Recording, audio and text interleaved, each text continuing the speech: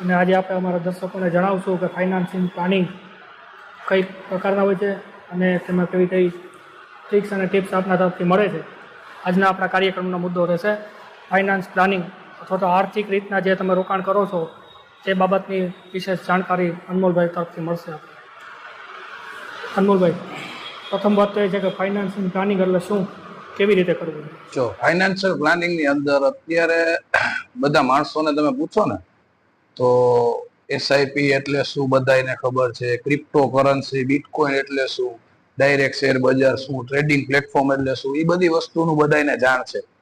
પણ આ બધી વસ્તુને ધ્યાનમાં લેતા કોઈ માણસ એનું ફાઇનાન્શિયલ પ્લાનિંગ કરવું જરૂરી છે. ફાઇનાન્શિયલ પ્લાનિંગ એટલે કે આપણી આગળ જ્યારે મૂડી ભેગી થાય છે, કટકે કટકે આપણે એ રીતે મૂડી ભેગી કરીએ કે આવનારા ભવિષ્યના ખર્ચાને આપણે પહોંચી વળીએ, એનું નામ ફાઇનાન્શિયલ પ્લાનિંગ.